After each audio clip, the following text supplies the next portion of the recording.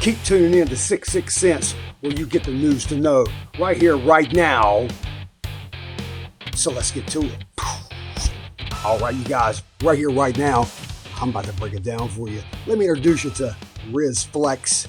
Check this out.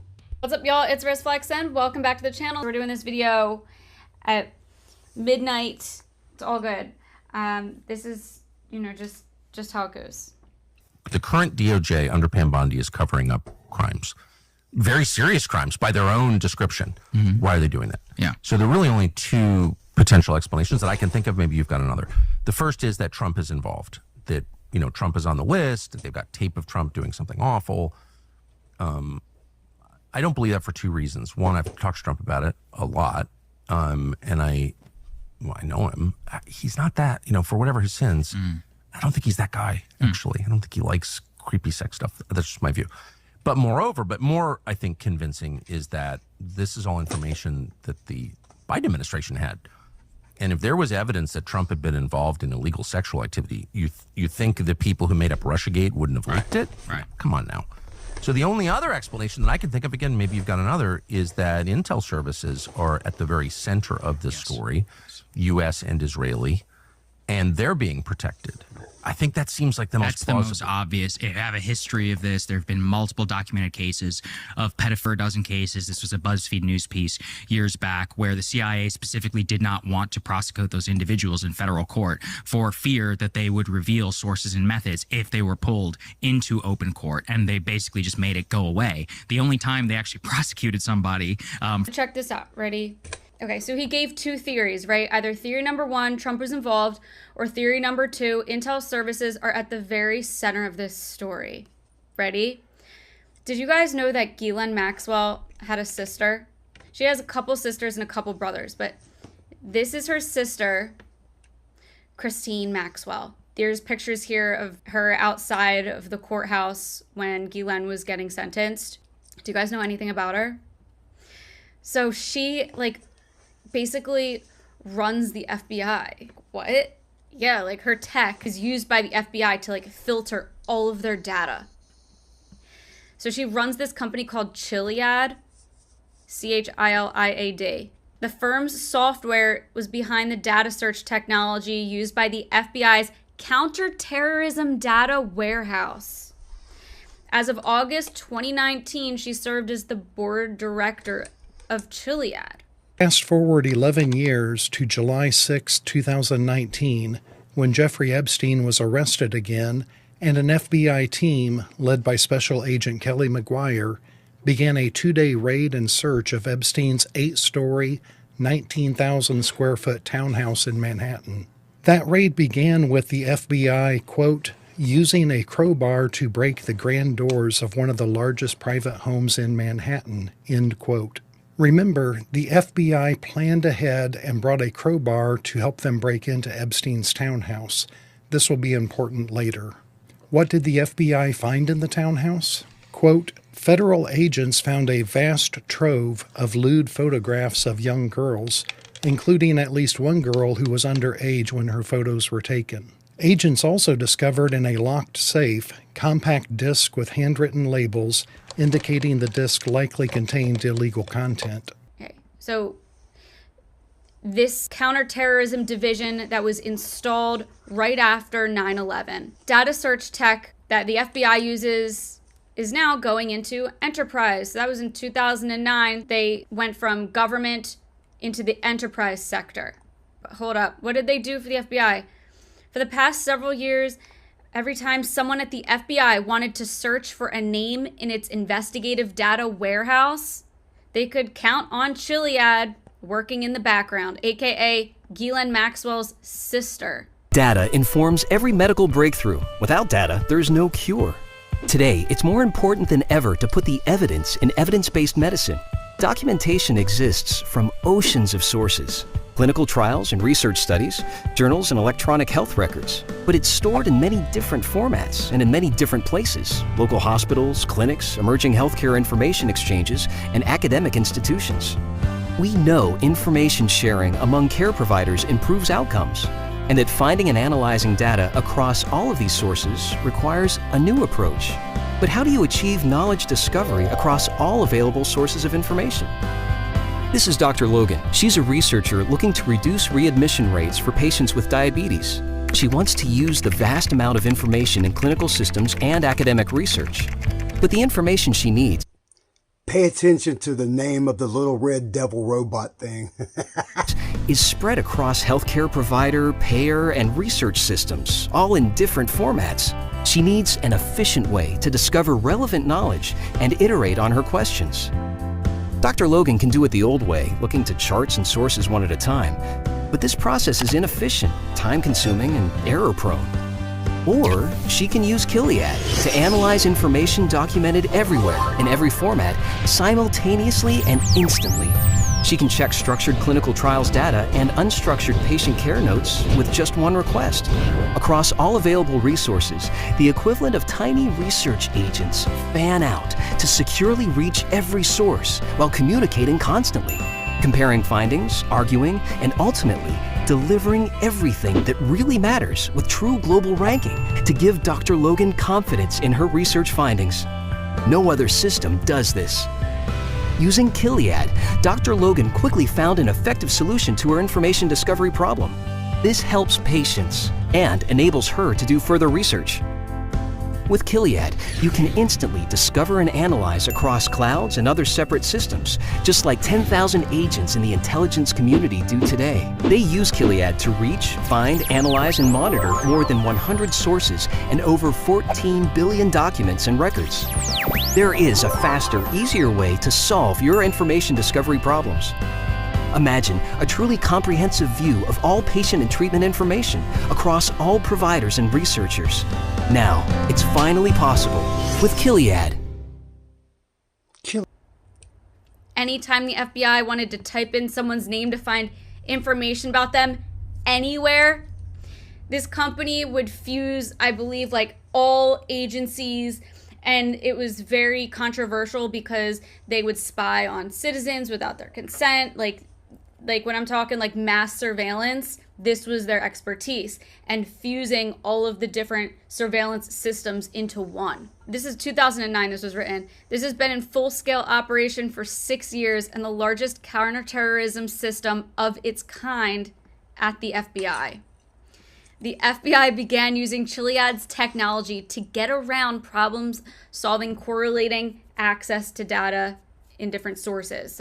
They were at the heart of what the company does as the FBI. Enterprises face similar issues now, and they deal with volumes of unstructured data. So Gilead makes all of this data seamless and easy for people to use, and in 2009 is when they started targeting Fortune 500 companies, okay? So they went from all of our intel services, FBI, running FBI's data queries, to all the top Fortune 500 companies, all of their top data queries. Okay, this is Ghislaine Maxwell's sister, Christine Maxwell. It gets worse. It gets worse. Okay, so they started working with the FBI right after 9/11. And keep in mind, you guys already know, like, Ghislaine Maxwell's dad is Mossad. Mossad basically taking over the FBI after 9/11. This is not the only place that we've heard this before. This is Colonel Lawrence Wilkerson. I watched Mossad take over the Pentagon right after 9/11. And it's unquestionable that the Epstein business was heavily influenced, let me put it that way, by Mossad. And so that's somehow emblematic on these huge geopolitical issues. Yes, I watched Mossad take over the Pentagon. In 2002, the Pentagon was infiltrated by Mossad. They did not need any identification to get through the river entrance of the building. They went upstairs to Douglas Feith, the Undersecretary of Defense for Policy, the third most powerful man in the Defense Department. Occasionally, they went to the second most powerful man, Paul Wolfowitz, the Deputy Secretary of Defense, and they had run of the Pentagon. Donald Rumsfeld, the Secretary of Defense, said to my boss one time, "Hell, I don't run my building. Mossad does." So, like, if they were going to run hit squads on taking out people that went against their special interests, like rest in peace, Virginia Jeffrey. This is how they would do it. They had, like, literally Ghislaine Maxwell's sister has all of the mass surveillance access. How would John Brennan know where you are at any given moment if he wanted to take you out? He had access through Christine Maxwell with Chiliad to where you were at any given moment. The assassination squad. And John Brennan used to do this the Tuesday morning kill list. Did you hear about that? No. He would meet at the White House with CIA reps every Tuesday morning, and they would come up with a list of people to be killed that week. John Brennan had a Tuesday morning meeting to go through with CIA who they're gonna kill that week. Yeah. What an interesting meeting. Yeah. The Tuesday morning kill list meeting. Seriously? Yeah. I think it was first reported in the Boston Globe. There it is. Yeah, there it is. So that's oh, New okay. Yorker So it was the New Yorker. American government can decide. Chiliad, ran by Ghislaine Maxwell's sister, that works to control all of the FBI's data queries, cross-agency intelligence sharing, cross-fact check with John Kirikow and Colonel Lawrence Wilkerson.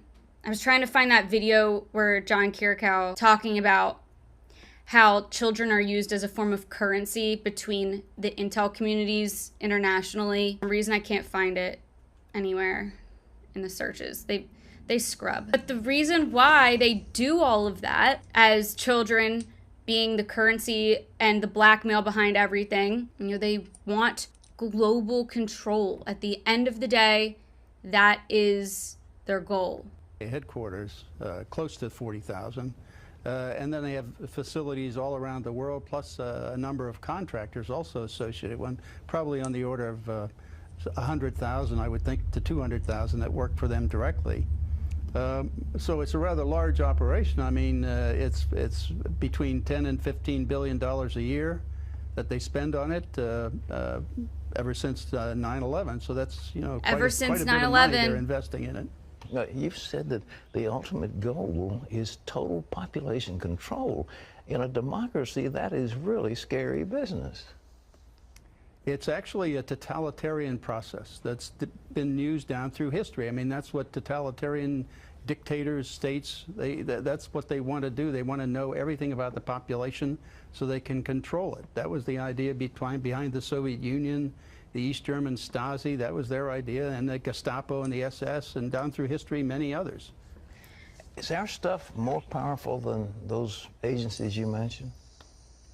Yeah, unfortunately it is. That's the real problem I see, is that the capacity is, when you're looking at electronic activity of individuals, like when you use a credit card, or when you make a phone call or email anybody on the internet, or do chatter on the internet, it all goes that can through. be monitored in near real time if they're necessary. Otherwise, they can capture it, collect it, store it, and then retroactively analyze it. So it's something that it provides the opportunity to monitor everybody in the country, in fact, most everybody in the world, in near real time throughout the day. And that's really a 1984 on steroids, really.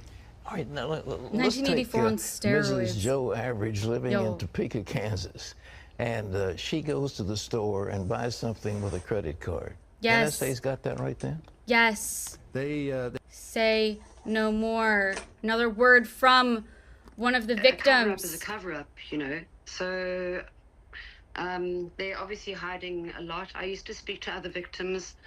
Unfortunately, we've all been kept apart. Virginia Giffer and I used to speak often. 2 years ago, I got a message from her saying, oh, she's not using her phone anymore. I can email her through her husband's email address. So we had a few communications there, but otherwise I haven't been able to be in touch with her. They've kept most of the victims apart.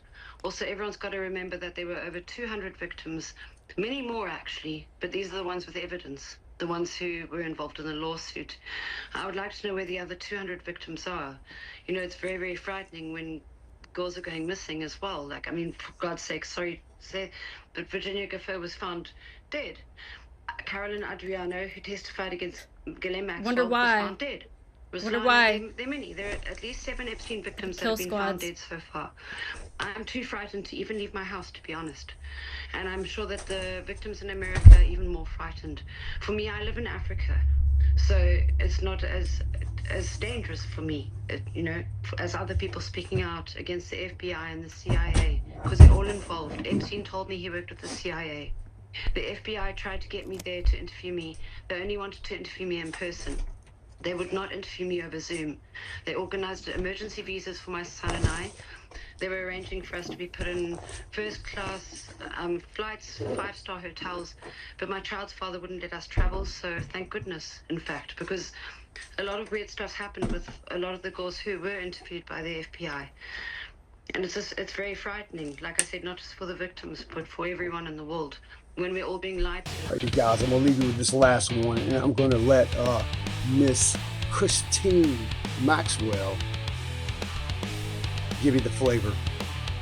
Tune in, you guys. This is what's happening. Gilead, connecting all the dots. Our software. Usually, when I talk to people about big data, a very analytic type of data, typically numbers, pops into their head first. This is, in fact, where big data got its start. It was all about numeric. Usually, when I talk to people about big data, a very analytic type of data, typically numbers, pops into their head first.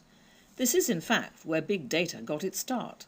It was all about numeric information. It was transactional, machine-generated information that was manipulated to find correlations and trends that were meaningful to highly skilled data analysts. But the fact is that about 80% of all data available falls into a whole different realm. Let's just call it everything else data. It is not numeric information. It's not the kind of thing that you can put into a spreadsheet and run an algorithm on it. It's information in the form of written content, such as emails. It's travel information. It's Facebook and Twitter postings. It's all the unstructured content, just like the stuff we view every day on the web. What's also interesting about this everything else data is that 10 years ago we didn't know it would exist to be collected because apps like Facebook didn't exist. We didn't have smartphones or Twitter either. All of a sudden, these new information sources that we didn't anticipate having access to are not only popping up, but are downgrading the level of importance of the old content delivery channels forever, and at phenomenal rates. And so the challenge now is about how we can deal with both the analytic, numeric side and all this other type of unstructured data that is highly distributed. How we do that at the same time is what is unique about Gilead software. 3 approaches are taken to reach very large amounts of data. First, an analyst will query one data source at a time. While that works, you now have a problem to consolidate all those queries into one manageable view. Technology can help. We call this federation, which is the merging of those separate unique results, but it doesn't get you over the hump of what you need to do next.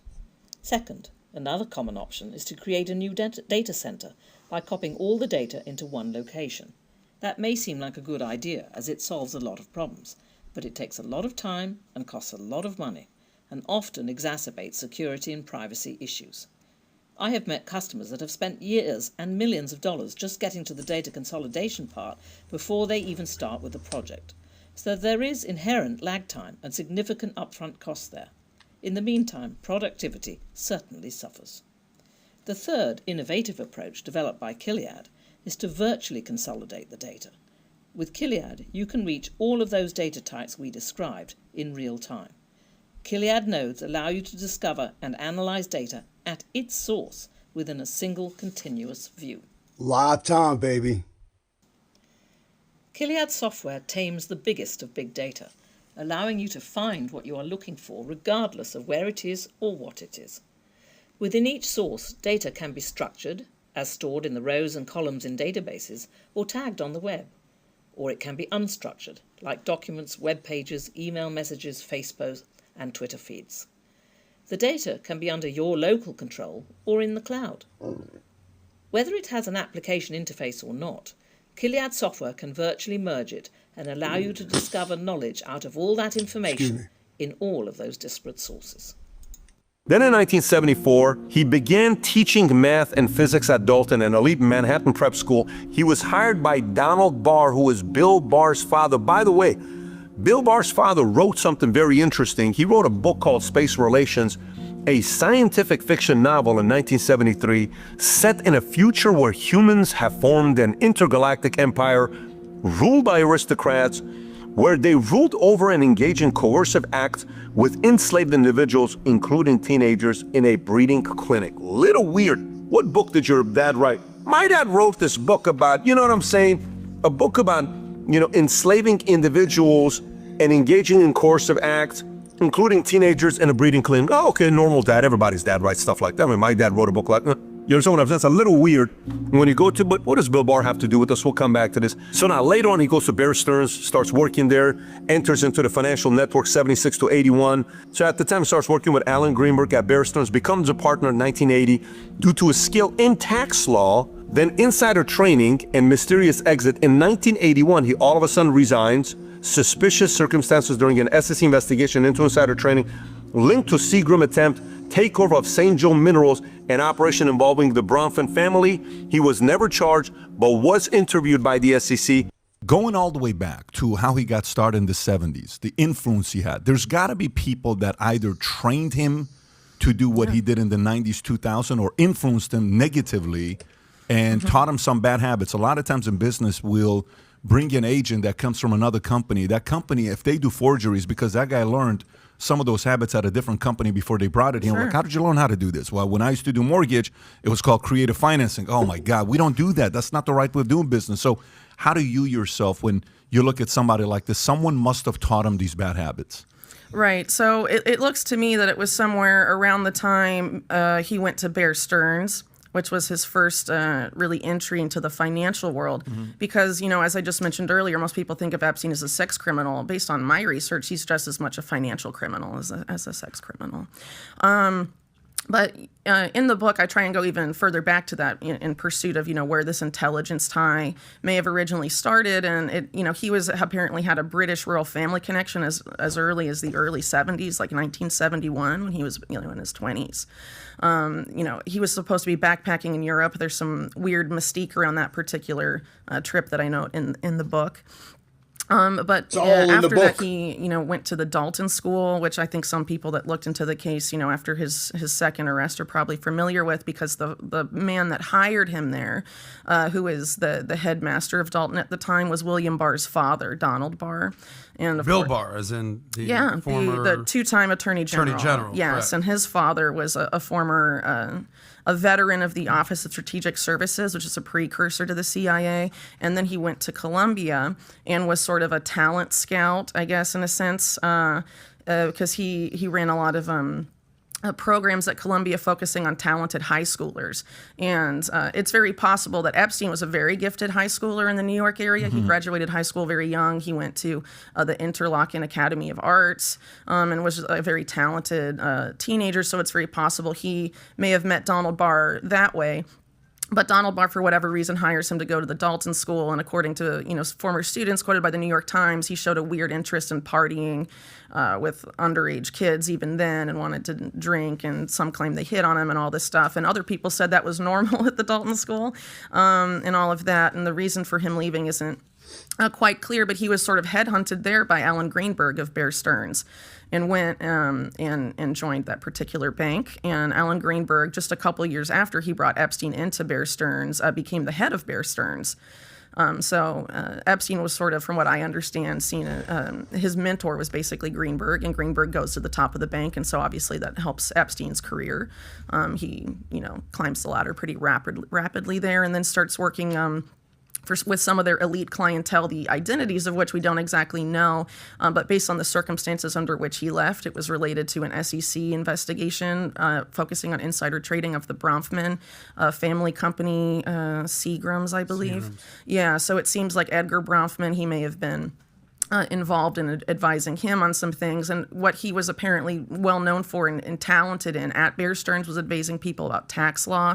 So there may have been some sort of tax evasion stuff or something. I mean, he left under rather murky circumstances, and there's a lot of, differing opinions coming out of there. But in looking at the particular Seagram's insider trading stuff, and that the SEC was tipped off that Epstein knew something about it, and Epstein leaves, so there's no blowback for the bank because at this point, right, his mentor is the head of the bank that could obviously have impacts all the way up at Bear. Most of the time that Epstein was working for that bank became CIA director under Reagan. Barr, when he was at Dalton, just to kind of put into perspective for the audience, how big of a deal is the school Dalton? Well, from what I understand, it's kind of one of, I'm not from New York City and I've never been there. So, I don't have like an insider understanding necessarily of that. But from what I understand, a lot of, elite wealthy people went to the school, send their children there. Yeah. At Dalton, just to kind of put into perspective for the audience, how big of a deal is was working for that bank became CIA director under Reagan, Bill Casey. So these links, by the way, if bank that could obviously have impacts all the way out. The person who had been the legal counsel for Bear Stearns most of the time that Epstein was working for that bank became CIA director under Reagan, Bill Casey. So these links, by the way, if you go on Donald Barr, because we went through that very quickly. Bill Barr's father, Donald Barr. Okay, so that's Donald Barr. When he was at Dalton, just to kind of put into perspective for the audience, how big of a deal is the school Dalton?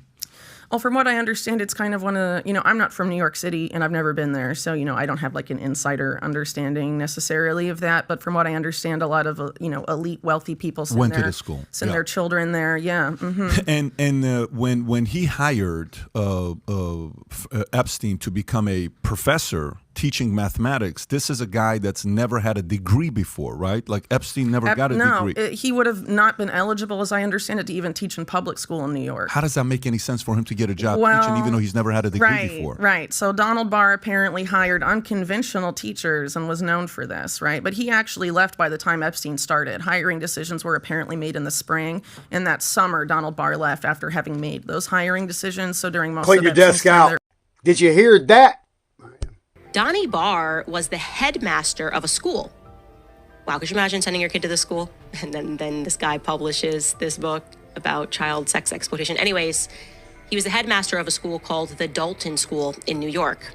And while he was the headmaster, a young Jeffrey Epstein was selected to become a math teacher at this school. Jeffrey Epstein, by the way, was just 21 at the time.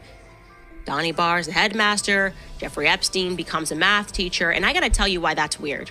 First and foremost, because Jeffrey Epstein only had a high school degree. He didn't have any teaching certifications. He had dropped out of this mathematics program at NYU, yet under Donald Barr's stewardship, while he's writing this book on the side, Jeffrey Epstein is plucked from obscurity to teach at one of the most prestigious schools in Manhattan. So prestigious, by the way, that today, tuition is $65,000 per year. By the way, I should tell you, Barr himself was a bit controversial. He actually made several unconventional hires at this school during his tenure. And soon after Jeffrey was hired as a teacher, he had to resign amid some controversy. I'm not going to get down that rabbit hole for you. We're not saying this is the case.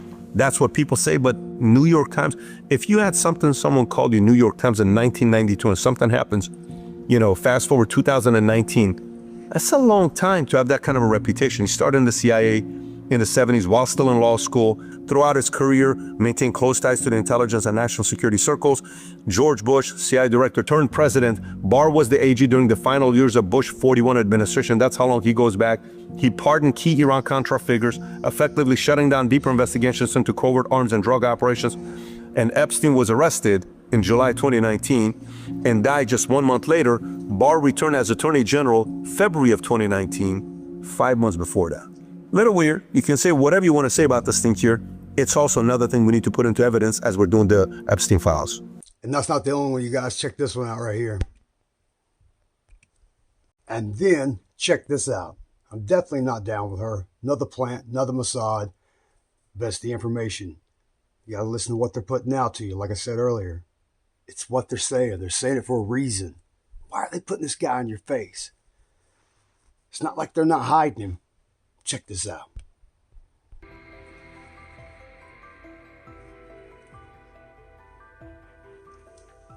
It has been alleged that Epstein made millions because he was managing Leslie Wexner's affairs. Millions. Far cry from billions, but Leslie, you might recognize Wexner because he is the owner of many retail stores. Abercrombie & Fitch, Victoria's Secret, I think is probably the one that he's most known for. Lane Bryant, just the L brand in general. Leslie, for whatever reason, just felt that Jeffrey Epstein should just be given control of everything. Power of attorney, make hiring decisions, firing decisions. He really empowered this Jeffrey Epstein. And for whatever reason, while Epstein was empowered, when executives at the company would come forward and say, hey, this Jeffrey Epstein is kind of a creep.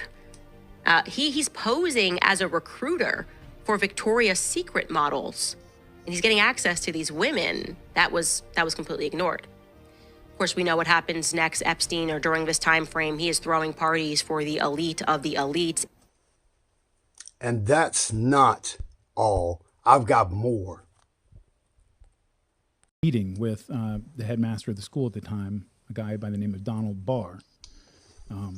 Who was Donald Barr? Yeah, so that name might sound familiar. Donald Barr is a very interesting character, not least because his son, Bill Barr, was the attorney general who had Jeffrey Epstein arrested and oversaw his death in the federal jail that he was in. Can I just ask you, I've already said I wouldn't interject, but I'm asking you to pause already. What are the actual odds of that? The Attorney General of the United States, who arrested Jeffrey Epstein, oversaw his death, declared his death a suicide before the investigation ended, is the son of the guy who hired Jeffrey Epstein at age 20 with no teaching experience or college degree to teach at one of the most prestigious schools in Manhattan. What are the, if you were like, hey, Grok, what are the odds? What do you think the odds are? Well, whatever the odds are, let's add a few more zeros to that. Okay. So Donald Barr was also somebody he used to work for the OSS, which was the precursor to the CIA back during World War II. So he has that connection.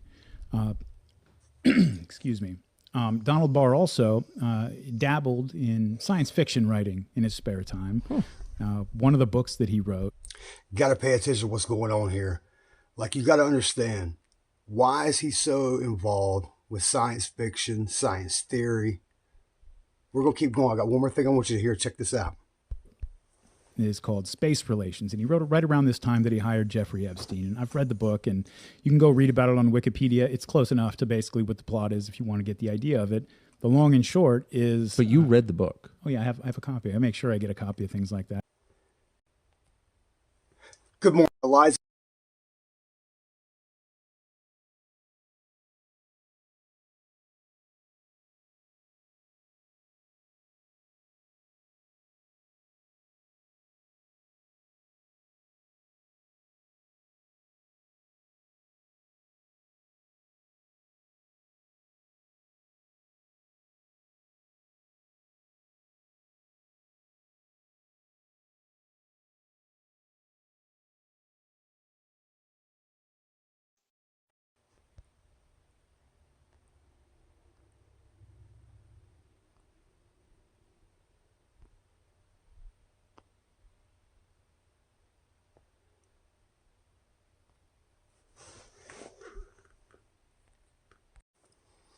All right, you guys.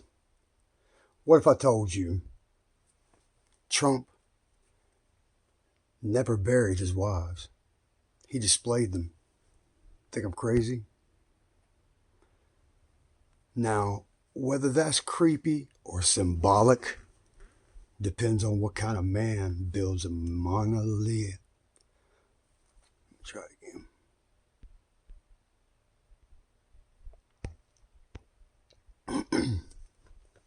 All right, you guys. What if I told you that Trump never buried his wives? He displayed them.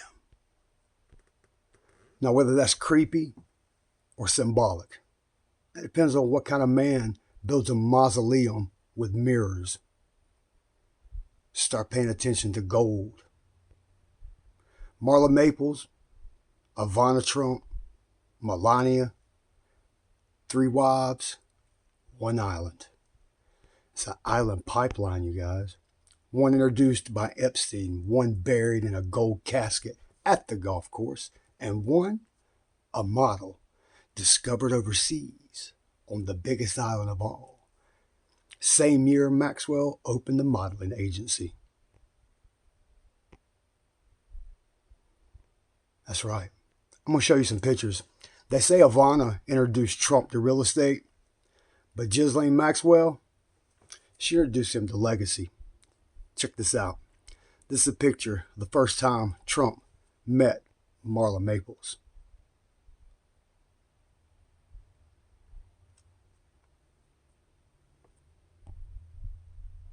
Newly uncovered archive video footage shows photos reveal fresh details about Donald Trump's past. The photo confirms first time that Jeffrey Epstein attended Donald Trump's 1993 wedding to Marla Maples. No wonder he's desperate to change the conversation to Obama. And look, I'm not for this guy or against him. I used to be for certain politic subjects, but I'm not anymore. You've got to understand, there's a bigger thing going on, and we're going to find it at News to Know.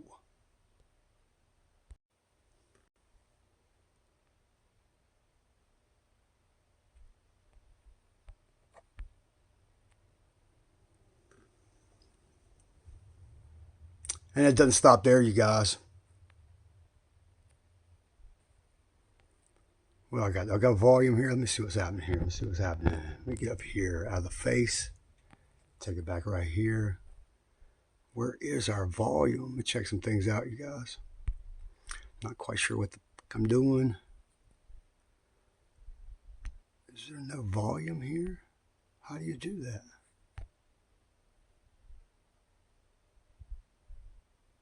The fuck? Here you go, guys. Check out this video. Right here you can see Donald Trump. I know you guys have seen this one floating around. Melania, Donald. I'm going to show you something you hadn't seen. Check this out. It's Epstein. Okay. Donald Trump, Melania. Where do you think he met Melania? How do you think he met Melania? We're going to get to it right here in News to Know.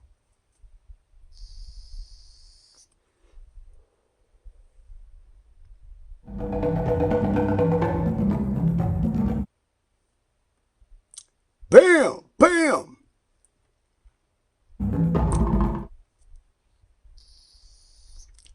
I think we all know who that is. It's the DT, baby.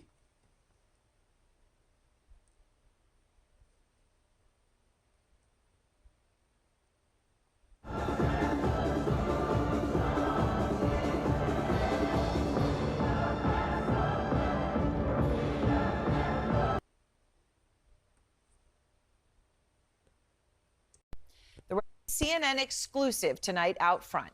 K-File has unearthed photos of Jeffrey Epstein that we've never seen, and they shed new light on his relationship with President Trump.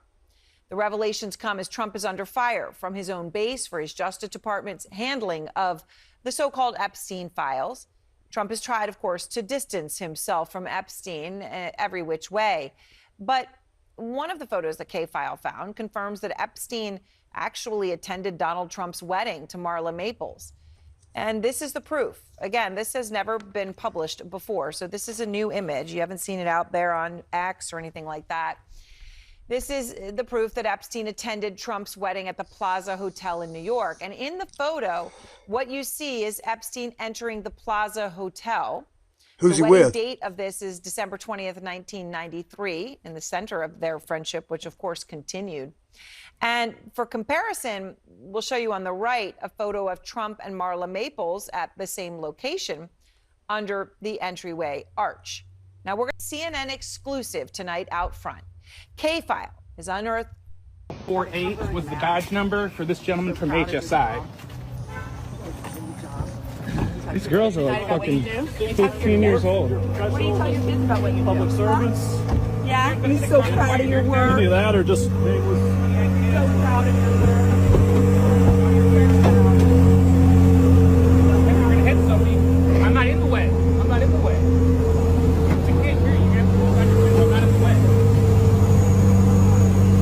Oh, Donald Trump just got outfoxed, pun intended, by Rupert Murdoch. You know that defamation case down in Miami where Donald Trump made a big deal out of getting the jump on Rupert Murdoch, his 94-year-old bones, and trying to force him into a deposition because he might die at any minute?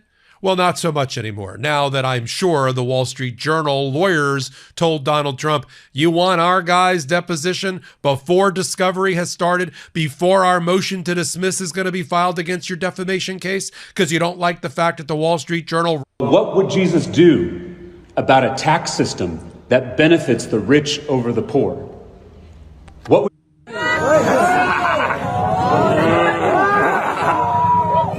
What would...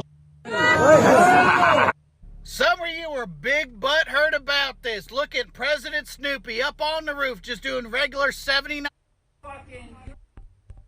photos of Jeffrey Epstein that we've never seen, and they shed new. All right, you guys, check this out. This is Trump in a deposition. I want you to see it. News to know right here. That's, I guess, her husband, John Johnson, who was an anchor for ABC. Nice guy, I thought. I mean, I don't know him, but I thought he was pretty good at what he did. I don't even know who the woman. Let's see. I don't know who. It's Marla. You say Marla's in this photo? That's Marla. Yeah, that's my wife. Which woman are you pointing to? No. Here. Carol. Oh, is that? The person you just pointed to was I E. Jean see. Carroll. Who is that? Who is this? Point, your wife. And the woman on the right is your then wife. I don't know. Ivana? This was the picture. I assume that's John Johnson. Is that? That's Carol. Because it's very blurry. So, What's up?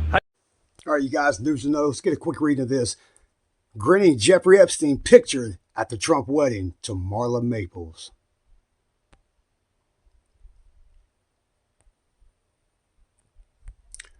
Right there, you're going to see Howard Stern, Jeffrey in the back right there. I think you know them two right there to the left. Newly surfaced photos reveal how Jeffrey Epstein was a guest. I'm going to bust out this advertisement.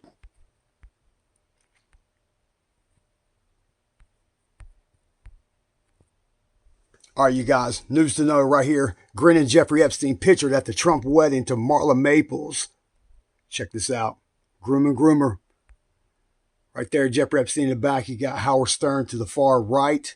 These other two people in the picture, I think you're familiar with who they are. We're going to get into it. Newly surfaced photos reveal how Jeffrey Epstein was a guest at the President Donald Trump's star-studded wedding to Marla Maples in 1993. The now notorious PP was caught in the background picture taken of radio personality Howard Stern, his then wife Allison Stern, Robin Leach from Lifestyles of the Rich and Famous. I'm Robin Leach. Lifestyles of the Rich and Famous, sucking up to the people, showing you things you can't afford. Look at this beautiful home in Bel Air. It's something you'll never have. All right, keep it going. Beautiful pictures. Marla Maples, Donald Trump kissing at the wedding. I've got more. All right, you guys, news to know. We're going to go look at the Mar-a-Lago grave. And I want you to ask yourself why there was no public funeral. Just a grave with no visitors. Just a grave on a property that he can sell as a sacred tax-free land. I think you know all about it. The casket gold. It ain't just metal. It's a marker. And I've got the pictures to prove it. Check this out.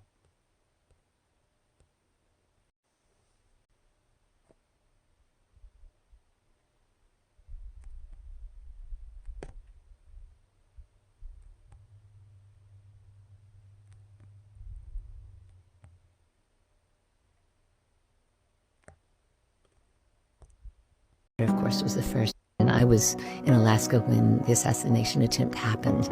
And the second person that called me was Bobby. And he says, I've got to get a message through to Donald. Oh, wow. And and I said, I don't even know how you're getting a call through to me now. But we did it, and my daughter, of course, was the first. I knew something. Just from a text I received from her, I'm like, something really bad has happened. And I can't even relive that moment. It's one of the most painful moments of life, was that phone call from my child, but about her father. But Bobby just was, his heart was so kind to reach out to me, because he was like, I'm sure he reached out to others, but I said, no, he goes, write something down, I'll get it to him ASAP, and if I don't get it to him, Tiffany will get it to him. And he had such a deep understanding, and I felt like he could feel the pain. And I think the next day they were together.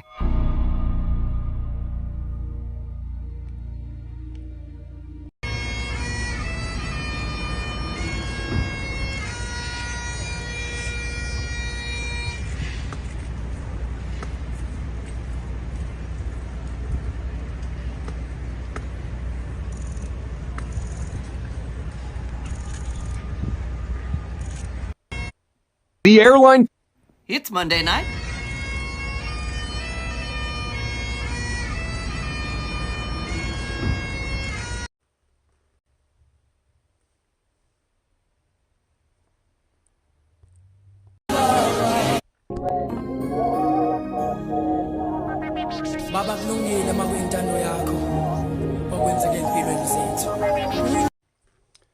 Gold. It isn't just a metal, it's a marker, ladies and gentlemen. They say that Trump didn't get wives from dating. He got them from deals. And every one of those deals links back to the Maxwell database Gilead.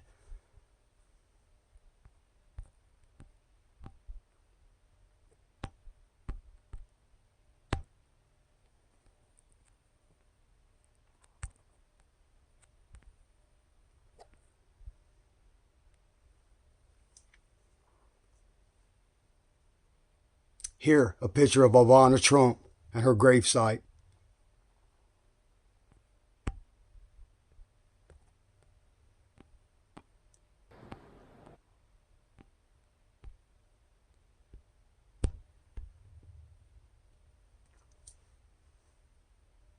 Here's the gravesite today at the golf course.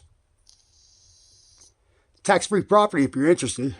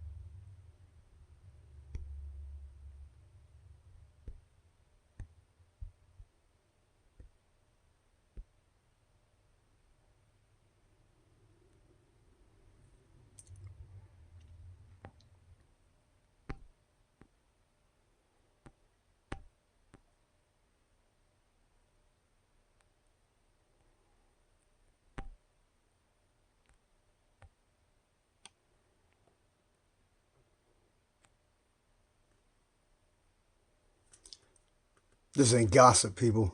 This is news to know. Where the conspiracies aren't crazy. It's coded.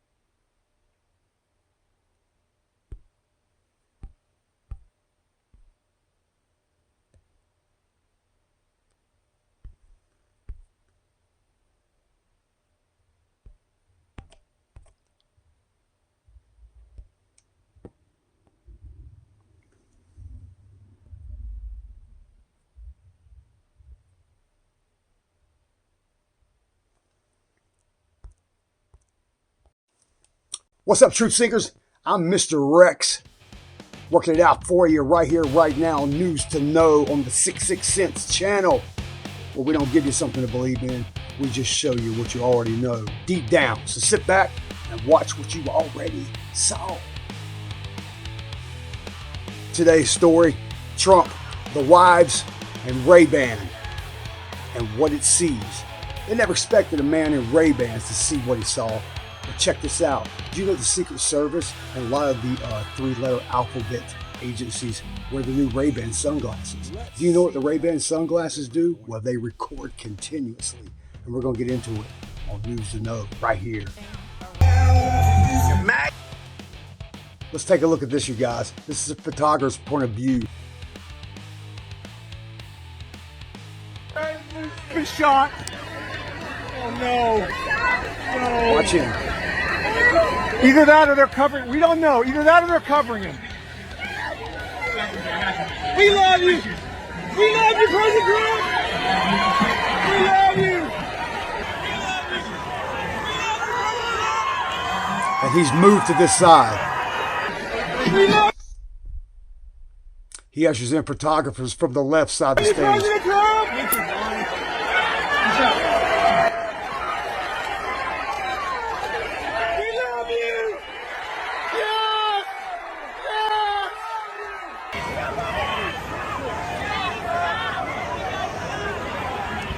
He's led from over there.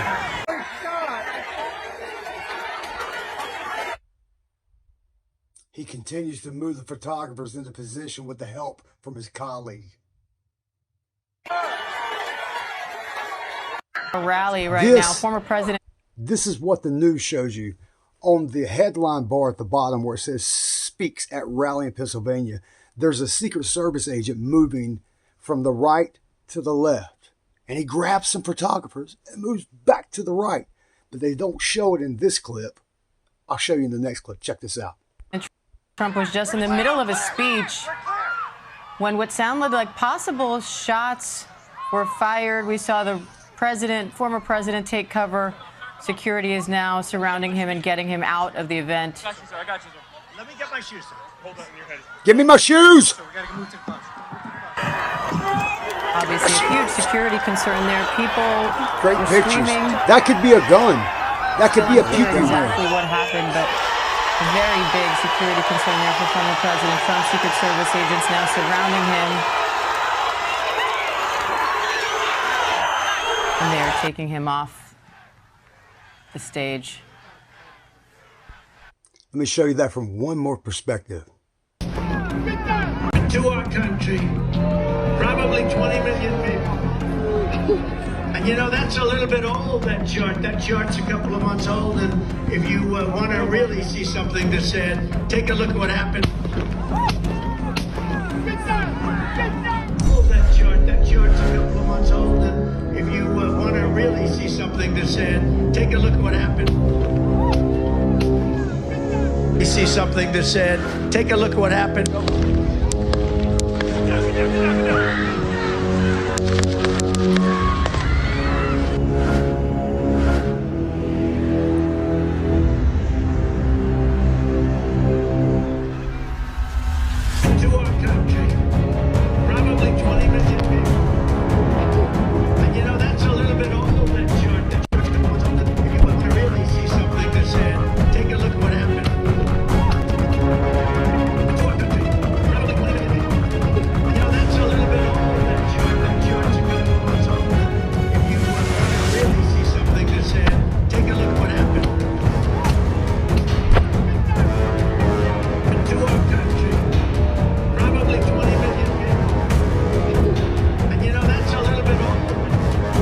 President's been shot.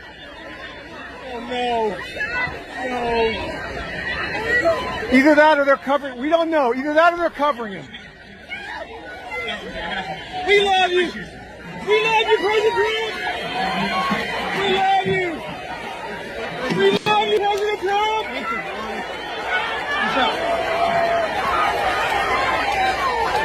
We love you. Yes. Yes.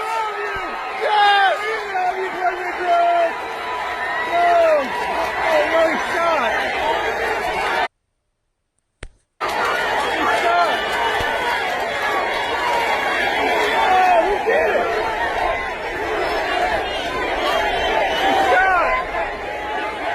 be his ear. It could just be his ear. He's walking.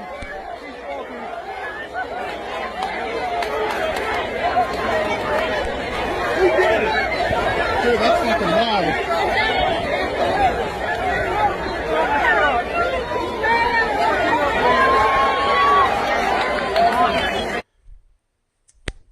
Look, I'm not a conspiracy person, but watch this.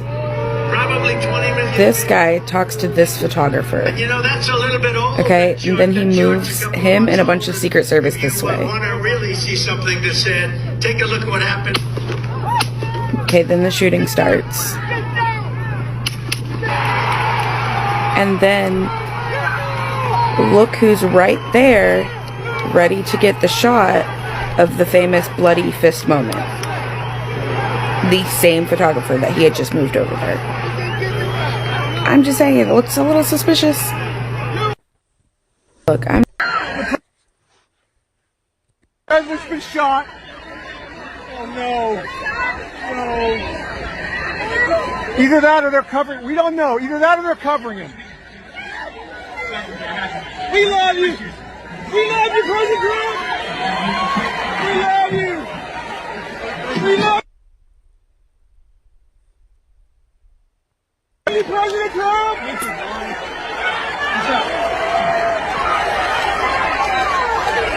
love you! Yes! Yes! Yes! We love you, President Trump! Of audio tapes of his interviews with Epstein from 2014 up until his arrest in 2019. And in those tapes, first published by the Daily Beast, Wolf says Epstein told him numerous times about his close friendship with Trump. Here he is 2 years before his death in 2017. So how do you know this? That was close to straight. 10 years. And Michael Wolf is out front now. He is the author of All or Nothing, How Trump Recaptured America.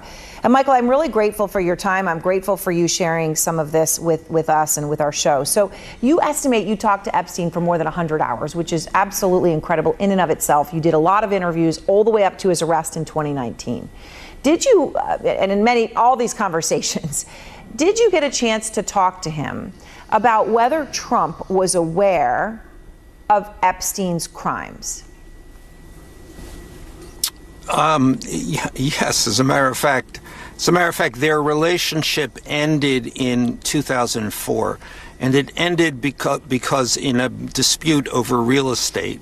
There was a house in Palm Beach that Epstein thought he was the top bidder on. I was very clear about that. All right, Mark, thank you so much. You're welcome. Have a good day. Tonight, Epstein, in his own words. Like 2004 until 2008, we only got together maybe a half a dozen times or so, but we were always in contact. And in 2006, Jeffrey asked me to come up to his place uptown. He spoke rather at length about impetus for that. But when you topless girls, I mean, is that funny? But Michael, in light of all of this, what you say you've seen, your conversations, I want to play another clip from your interviews with Epstein about Trump, where Epstein told you that Trump would try to sleep with some of Trump's friends' wives, and basically by duping them. So Epstein, in this clip with you, is basically mimicking Trump. He's giving an example to you of something Trump would have said to him. Here it is. He'd say, Michael, come on, let's go to the office. And he'd say, tell me, what's it like in there? He'd say, you know, do you like having sex with your wife? How often do they? He'd say, it's great. Seriously, Michael, how often do we have sex? I mean, don't you want the trouble? You and I can go upstairs, or tomorrow come over. There's this girl's coming in from Los Angeles, part of the Hawaiian Tropic kind of. So come over at 3 o'clock. You're going to have a great time. I promise you, Michael, you know, it's just me and you. You're going to have a great time. Be up here at 3 o'clock. We can go upstairs. Come on, you must have had a better wife, right? I said, yes. Tell me about it. And the lights on, the the speakerphone, listening to Donald and said, you know, I know you, I think you're really hot. And I know you think you're a guy. And I go, like the end of the world, the best guy on earth, will be America. You're wrong. Just listen to the next 20 minutes. And the only thing you will do is set you up. That's obviously Jeffrey Epstein's voice, you know, telling a story the way that he said Trump would have done it. Essentially, I guess, would be breaking up a marriage in a case. And that reminds me, I checked out this article here on the EFF. Check it out. Offline imprisoned bloggers and technologists. A number of individuals in prison around the world for raising their voices online is on the rise. In 2017, the Committee to Protect Journalists found that more than 70% of imprisoned journalists were arrested for activities conducted on the internet as of 2021. That's right, people, they're locking people up for doing what we're doing, getting the truth out there. These things have been, anything on the internet, okay, is captured and goes right into Gilead. And that's all you need to know, okay? Check out these interviews. It's very important. I mean, this was says throughout human history, culture has been made by people telling one another stories, building on what has come before and making it their own. Every generation, every storyteller puts their own spin on the old tales, the new tales, to reflect their own values and changing of times. This creative remix is happening today. The Ninth Circuit sends a message to platforms. Use a moderator. Go to trial. Cause, after almost 2 decades of litigation, you'd think the contours of the Digital Millennium Copyright Act, the DMCA, safe harbors would be settled. But cases just keep coming in, and while the overall trend is pretty favorable, the latest ruling takes an unfortunate turn. Free speech is only as strong as the weakest link. From Mubarak knocking on a country offline by pressuring local ISPs, to PayPal caving to political pressures to cut off funding to WikiLeaks, this year has brought us sobering examples of how online speech can be endangered. And it's only a political speech that is threatened in the United States. Online censorship. OnlineCensorship.org seeks and encourages social media companies to operate with greater transparency and accountability towards their users as they make decisions and regulate speech. We're collecting reports from users in an effect to shine a light on what content is taken down, why companies are certain decisions about content. Section 203, and this is the important part, people, check it out. 47 USC 230, the internet allows people everywhere to connect, share ideas, and advocate for change without needing immense resources or technical expertise. Our unprecedented ability to communicate online, on blogs, social media platforms, and educational cultural platforms like a Wikipedia and the Internet Archive is not an accident. Congress recognized that. And what you need to know is the shadow regulations are voluntary agreements between companies, sometimes described as codes, principles, standards, or guidelines, to regulate or use the internet, often without your knowledge. Shadow regulation has become increasingly popular after monumental failure of restrictive internet laws, such as ACTA, the SOPA, and the PIPA. You got to check it out. You guys stay informed. I'll keep you knowing. I'll keep you going right here. News to know. For you, for me, for all of us. 66 cents, you guys. Tune it in. Turn on. Drop it out. It's coming. And it's coming fast. So, keep in mind, you guys, the clearest videos of the presidential ass attempt might belong to a private company like Gilead, whatever you want to call it. It's not a guarantee to be released, and it can be redacted, as we well know. Edited, algorithmically throttled. And if the clearest footage is in the Meta's cloud, then the truth is, who owns it? Who's behind the paywall? You know, what they used to call this kind of crap? A conspiracy. Oh, it's a con, all right. But nowadays, they just call it terms of service, standards and practices. And if you don't agree to it, you don't get the truth. Unless you tune into news to know.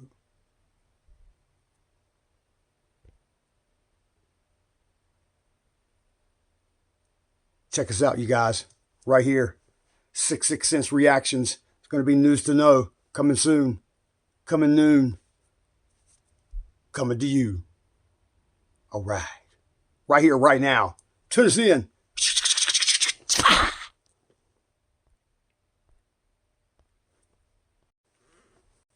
Ghislaine Maxwell sentenced for a role in the Epstein trafficking ring. We all know about that. Convicted in 2021 of charges including transporting the minors, illegal activity, and a conspiracy with Jeffrey. Currently serving 20 years in prison, Maxwell is. And the fact that nobody talks about is before her arrest, Trump publicly said, "I just wish her well." Ghislaine Maxwell has never revealed a client list despite her connection. Of course, a major player, all the major players are dead, vanished. You got Epstein, Ivana Trump, Marla Maples, Ivanka, Ivana. The notorious 1-minute jail video gap disguises a facility that's got 150 analog cameras put out, mostly offline. I mean, there were only 2 or 3 that was even operational. Common areas like an elevator bay, the break room, snack machines, bathrooms, parking lots, fishbowl observation feeds were never released. Okay, the joke's on us because Maxwell trafficked underage girls to nobody. Trump says he wishes her well. Everybody involved's dead or disappeared like a Snapchat filter. It's not an X-ring. It's a haunted house of mirrors for the obscenely powerful. She won't name an island patrons, but she will say that she'll talk to Trump privately about the list and who's on it. But that won't be the first time, would it? That's how he met his wives. Not on the little island, on the big island. We'll get to that in a little bit. I'll let you know. I'm going to tell you, it's going to be Russia. It's a prison confession crossed with a VIP wine flight. Chapter 1, jetting to 7 billionaire islands. Chapter 2, influencing missiles over broken vending machines. Trump is basically a concierge to the Epstein private jet. You understand? And he's not the only player, you guys. You got to stop focusing on one. We have the ability right now, and it will be taken away from us with the internet. You've got to look at everything that's going on. You're getting ready to have to start showing your ID, okay, to all the platforms. And if you don't, it doesn't matter because they've got it anyway. They've got your face. They've got your face. They haven't released the client list because Trump's on the client list. And Melania is on the clientele list, if the truth be told. Ghislaine might name everybody. She might name everyone. Flight logs, island rosters, owners, Patreons, everybody, workers, but only Trump. Only to Trump. Again. He probably got the frequent flyer card, you know what I'm saying? 10 flights, get you 11 for free. Trump defended Maxwell early in the Epstein stuff because Epstein introduced him to Marla. And Maxwell introduced him to Melania via the hidden player, the owner of, like I said, the biggest island on the planet. Russia. We're not saying Putin owns the islands, but Russia has 7 remote strips. They're longer than the Mueller report. You understand what I'm saying? So maybe Maxwell will spill the secrets belonging to Trump. Again, because he's the VIP manager of the Silence Scandal Socialist Club. Remember the pictures I showed you? Jeffrey Epstein photographed Trump 1993 wedding with Marla Maples. Mar-a-Lago in the late 1990s. Victoria's Secret fashion show. I've got other archival photos I want you to check out from Melania to Epstein. The social events. This has been going on since the 70s. You understand? It's been going on a long time, and it's not over with yet. So keep tuning in to News to Know on the 66 Cents channel. I think anyone can be a leader. However, there are certain organizations that have been trying very hard to be successful leaders. I think the Internet Society has come a long way in its efforts to do that, and they are a leader. I think, however, that it is really important that those organizations who think of themselves as leaders work hard to collaborate together, because the Internet needs to go everywhere. The Internet needs to be enabled for all walks of life. And it's tough to do that. So I think it's really important, for example, as we go into a world where the Internet Protocol version 6 is now necessary, as before it wasn't so necessary because we still had IPv4 addresses. We don't. Protocol 6. So there are other organizations who are also non-profit, who are also working very hard. Internet, the IPv6 forum, for an example, they are leaders also. Yeah. They just need to work together. That's my